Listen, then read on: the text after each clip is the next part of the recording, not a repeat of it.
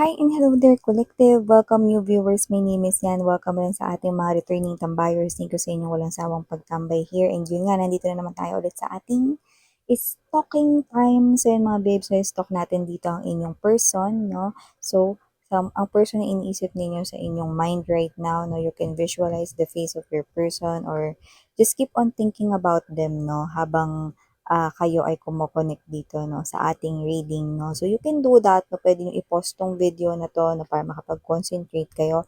Pero pwede rin naman na habang tayo ay nagsha-shuffle ng ating mga cards. Okay? At bago rin tayo magsimula, no, reminders na wala tayong gender dito, so babae, lalaki, LGBT, lahat po welcome. Pwede rin pong i-search at magkapalit-palit yung mga roles dahil ito ay isang general reading and at the end of the day, palagi po kayong may free will na free nyo pong gamitin anytime, anywhere. So, yun nga mga babes, let's go ahead and check these messages right here for you guys, no?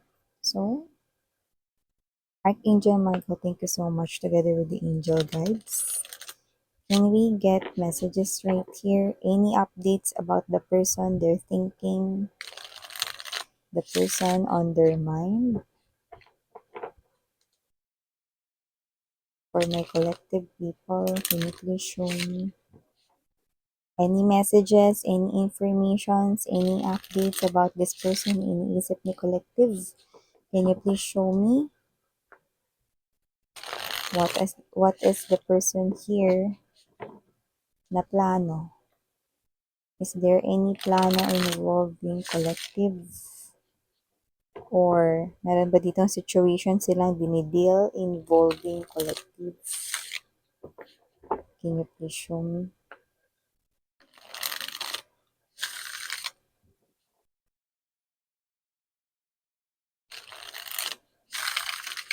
Okay. So, by the way pala mga babes, so kung hindi nyo pa knows, meron pa po tayong other channel kung saan nag-upload tayo ng ating daily collective readings din, no? Ang link ay nandiyan sa ating description box. So, you do have here the advice or you also have here the Seven of Flutes energy, King of Flutes. Pwedeng may anak kayo nitong tao na to but doesn't have to be. Pwede rin namang wala, no? Pero yung iba, yes, meron. You also have here the Beauty Queen, Two of Roses, and there's this Queen of Rings energy. Bottom of the deck, we have here Three of Rings, okay, Six of Flutes, and the Eight of Roses. Yeah, yan. Definitely, kung sino man ito, no, lumalabas na posibleng ito ay ex mo, naka-in relationship mo, ex-boyfriend, ex-girlfriend, ex-lover, ex-ka-live-in, ex-husband, at ex-wife naman para sa iba, no? So, pwede may anak kayo, pwede rin naman na wala.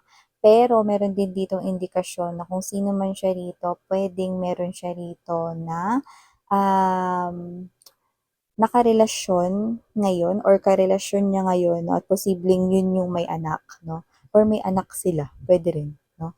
So nakita natin dito that with the advice or posibleng humihingi siya ngayon, no, ng advice, no, sa mga matitino niyang mga kausap na mga friends. Yung mga friends niya na alam niya, no, na hindi basta-basta lang nagsasalita kundi pinag-iisipan yung mga binibigay ng mga advices. So nakikita ko rito na parang humihingi siya ng advice dito, no? At ang ibinibigay sa kanyang kasagutan with the advisor right here, okay, and the others, this two, no? So, posibleng definitely meron talaga ritong third party, no? May isa pang person, no? And another two, Miss USA second place, no?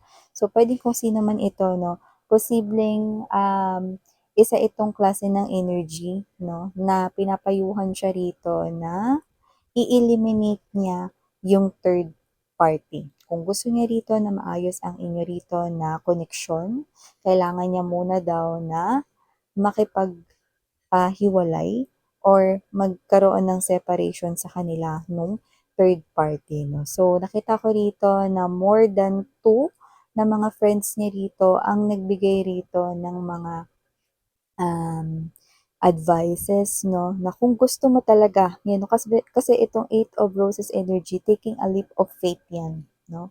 So, nakita ko rito na posibleng na-realize niya, nagi-guilty siya rito kasi na-realize niya rito na kayo talaga yung love niya.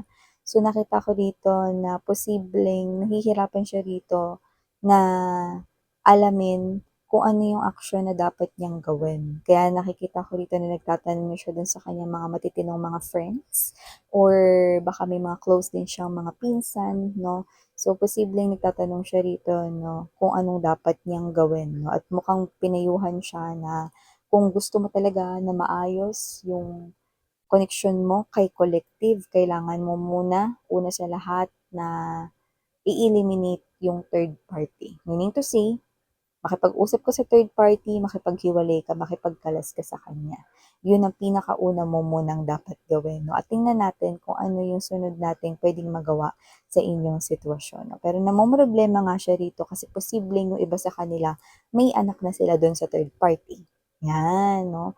Yung iba wala namang kailangan na anak dito pero ang hirap na parang nahihirapan siyang makipaghiwalay doon sa third party. Yan, no? So, nakikita ko rito na parang gusto ulit kayo rito, no, na ayain na ligawan, no, kung pwedeng ligawan kayo ulit nitong person na to, no. So, nakita ko rito na yung iba, posibleng matagal na kayong hiwalay, no, or matagal na siya rito sa makabilang bahay, no, or umiba ng relasyon, no, pero nakita ko rito na kung sino man ito, mukhang nakikita ka niya as the Queen of Rings energy.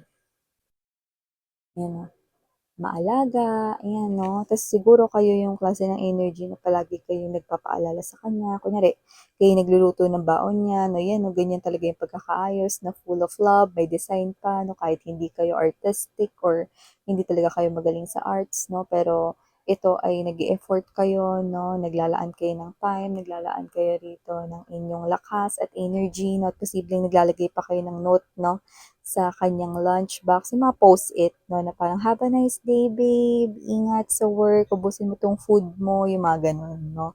Or if hindi kayo naglalagay ng post-it, no, nagte-text kayo, nagchat-chat kayo sa kanya na ubusin niya yung kanya ritong pagkain or ingat siya mamaya pag uwi niya, no. Basta may mga paalala kayo rito, no, na punong-puno ng love for him or her. So, those things ay nami-miss niya rito, no? So, I'm seeing that with this date card right here, this person might be inviting you out to talk about your relationship or connection. You know? Actually, this talk has something to do with forget about the past and mag-move on na tayong dalawa. Yan, no?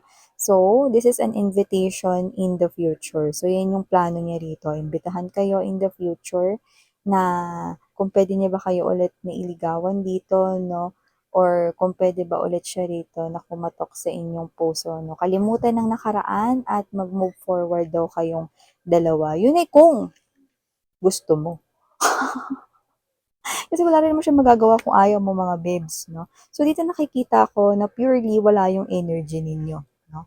So, mamaya kukunin natin dito, no, kung ano pa yung pwede nating ibang malaman, no? Pero dito muna tayo, pag-usapan pa natin to more. So, nakikita ko rito na mukhang samut-saring mga past memories with the Six of Flutes ang naaalala nitong tao na to, no? At kapag naaalala niya ang inyong mga sweet moments together, like puwedeng yung mga times na kayo ay nag-kiss, nag-hug, no, or yung mga, sabay kayong mga tumawa, no, for some reason, nagbabalik ang kilig sa kanya, no, gano'ng klase ng energy, no. Alam mo, puwedeng meron kayo ritong fur baby or may alaga kayo ritong pet, but doesn't have to be. Pero yes, posibleng parehas kayong animal lovers, no? Or may respeto at pagpapahalaga rin na sa animals, yan, no?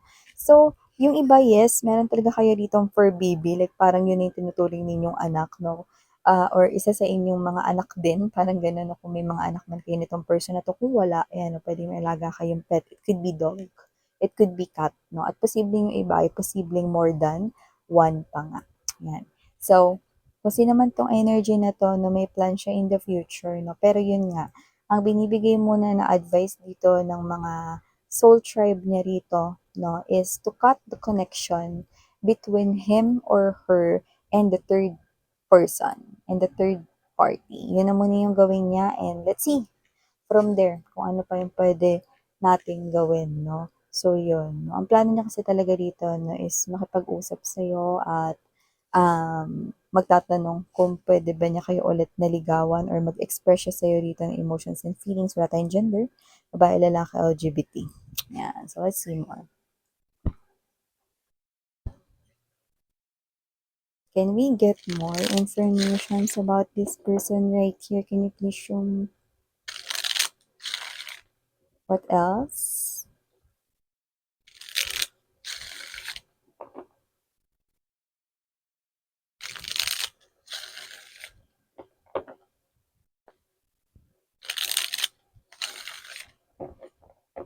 Okay. Let's see if nandito na rin ang inyong energy, no?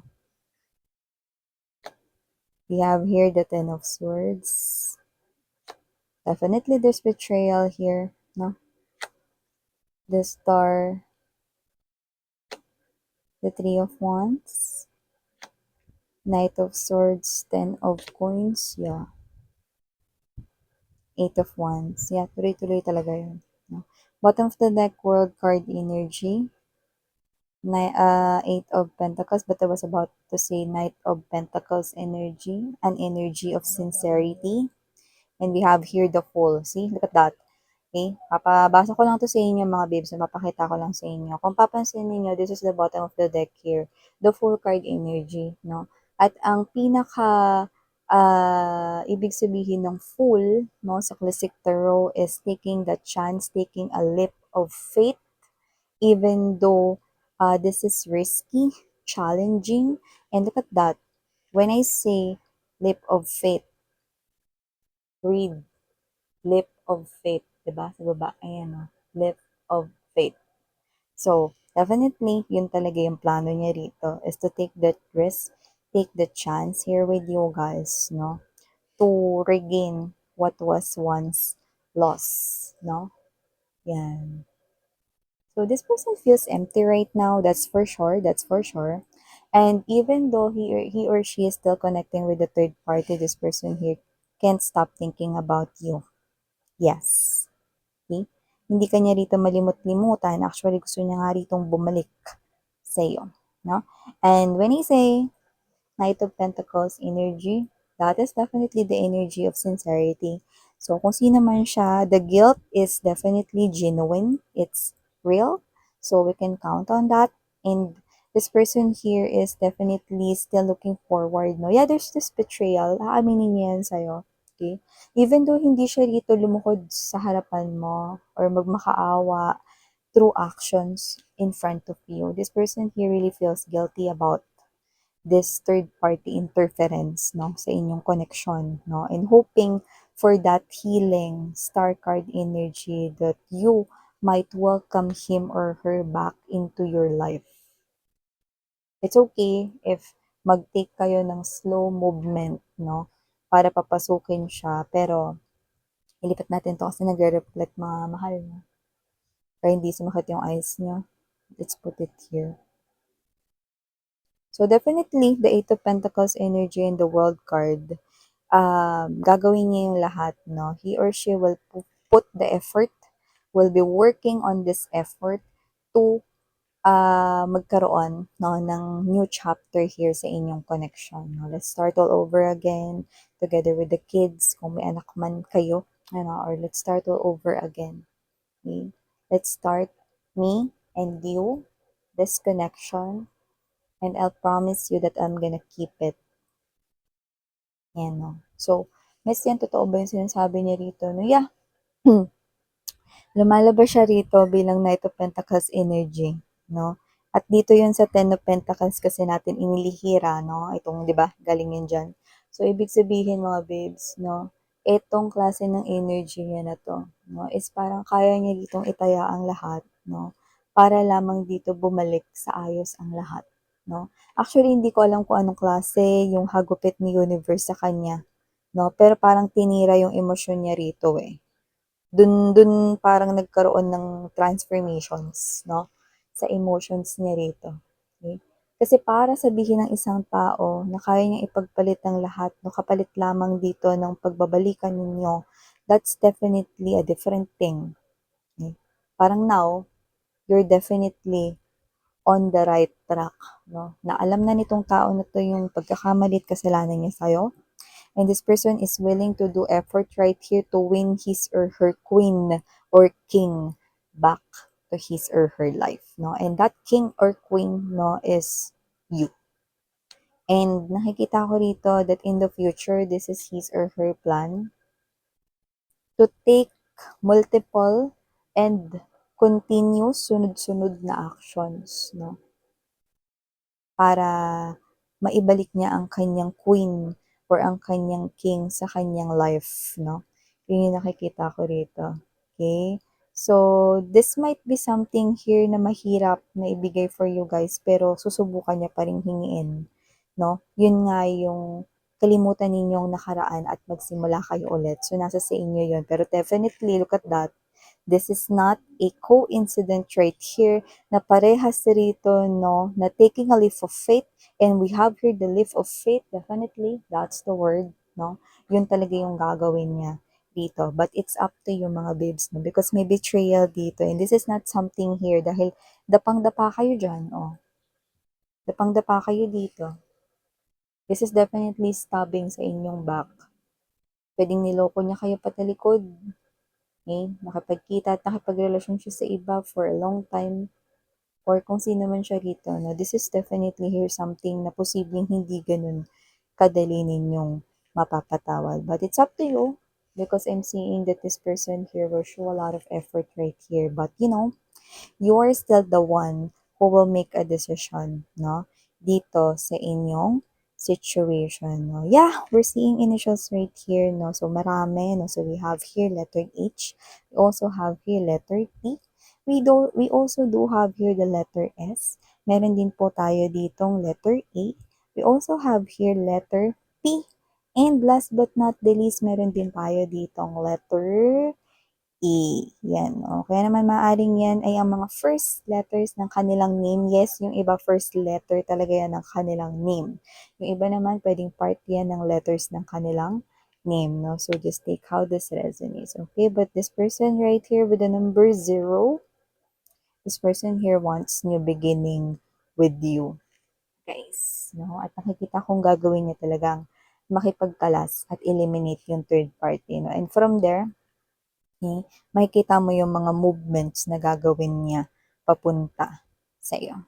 So, thank you so much again, Yuriana Oni. No, at sa susunod natin ulit na stalking time.